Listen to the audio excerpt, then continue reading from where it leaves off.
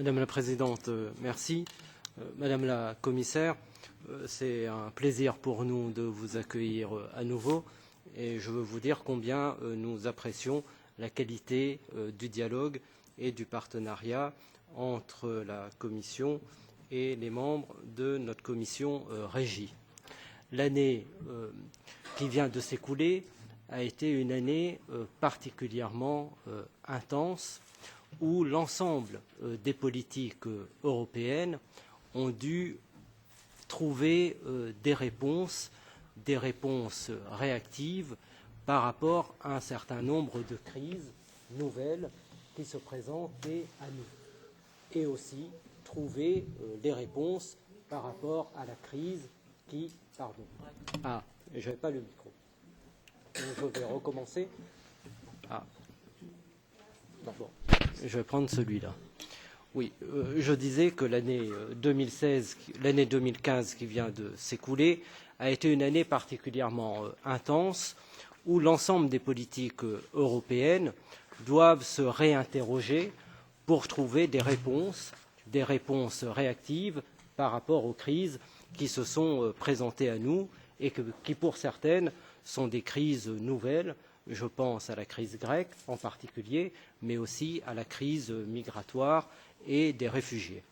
Et sur ce plan, il faut le dire, en matière de cohésion, nous avons montré la capacité à trouver des réponses réactives. Nous avons, et notre Commission et le Parlement européen y a pris sa part, trouvé des réponses pour la crise grecque par les mesures techniques et aussi par rapport à la question des migrants. Je limiterai mon propos sur 2 ou 3 séries d'interrogations que nous avons. Vous l'avez dit, l'année 2016 sera surtout dominée par la question de la révision à mi-parcours, qui ne peut non plus être séparée de la question des perspectives post-2020. S'agissant de la révision à mi-parcours, je souhaiterais savoir l'agenda qui est prévu par la Commission, les premières analyses qui ressortent de vos travaux et surtout comment vous avez prévu personnellement d'associer notre commission Régie à ce travail. S'agissant des perspectives post-2020, nous étions à Luxembourg ensemble et nous avons vu combien la double question, à la fois d'une réponse plus pérenne à la crise migratoire, la prise en compte des valeurs de l'Union européenne dans nos politiques, sont des questions extrêmement présentes. La Commission a commencé à apporter un début de réponse.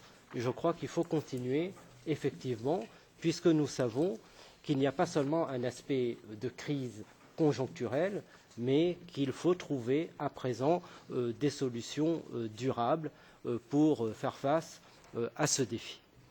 La deuxième remarque concerne les fractures territoriales qui sont apparues au cours de la dernière programmation avec la crise qui dure depuis 2008.